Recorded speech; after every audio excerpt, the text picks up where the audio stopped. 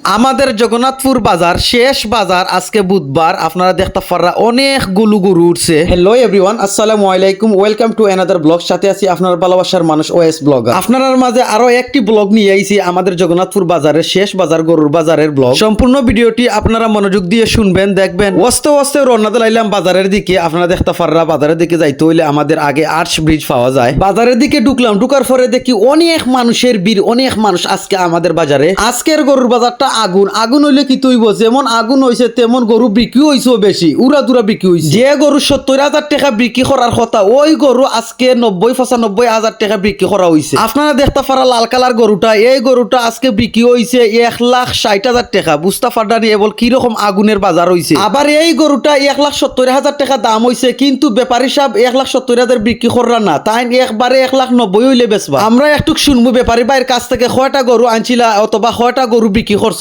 আজকুর বাজার কেমন যাইরে ভাই? বাজার মোটামুটি ভালো ভাই। আলহামদুলিল্লাহ ভালো ভাই। সব কটা আনছিলা গরু? বেচছি ভাই, সব 10টা রয়েছে 2টা। এই গরু কি তো আপনার নি? দাম হয়েছে কত? দাম 160। কত হইলে আপনি বেচবা?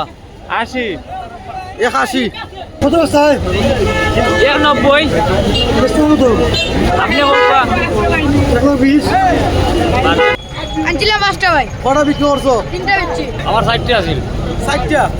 কটা বিক্রি দিছেন? 3টা বেশি আপনারা তো ব্যাপারী ভাইয়ের কাছ থেকে নিজের মুখ থেকে শুনলো আজকের বাজারটা কিরকম হয়েছে, কতটা গরু আনছিলা, কতটা গরু বিক্রি দিছেন আজকের বাজারে। আজকের বাজারে আমাদের প্রশাসনের লোক খুবই গুরুত্ব দিয়ে দায়িত্ব পালন করা। এই পর্যন্ত ছিল আজকে আমাদের জগন্নাথপুরের গরু বাজারের ব্লগ। ভালো থাকেন, সুস্থ থাকেন, ধন্যবাদ সবাইকে, আসসালামু আলাইকুম।